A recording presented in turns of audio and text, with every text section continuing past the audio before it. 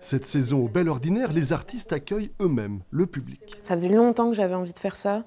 Et du coup, cette pérégrination... À l'image de Clara Denidet, dont l'exposition Mains de traverse ouvre la toute nouvelle programmation.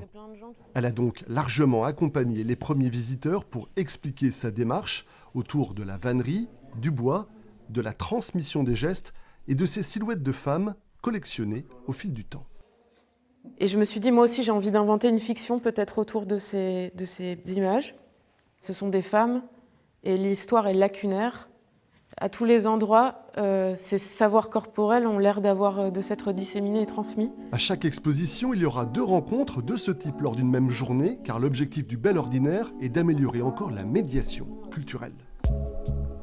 Avec 9 expositions au programme, des ateliers de création, une 50aine de résidences d'artistes et l'envie de partager avec tous les publics. Tous les premiers samedis du mois, à 17h, il y a une visite guidée dans ce qu'on appelle les coulisses du Bel Ordinaire. Donc c'est l'occasion d'aller voir des espaces qui habituellement ne sont pas ouverts au public et puis de poser toutes les questions qu'on a envie de poser.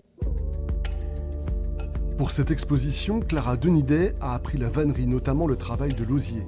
Mais elle s'est également muée en charpentière pour construire ce squelette de lavoir avec des élèves du lycée professionnel de Gélos. Le lavoir, ça a un lien avec ces histoires de femmes, évidemment, les anciens usages, mais c'était aussi le relier avec des usages plus contemporains qu'on a. Et le lavoir, c'est un lieu aussi où on s'ennuie quand on est jeune. C'est un lieu où on apprend des choses aussi, qu'on n'apprend jamais à l'école. Et voilà. La saison est donc lancée au Bel Ordinaire, un espace dédié depuis 11 ans à l'art contemporain et au design graphique et qui accueille chaque année plus de 8000 personnes.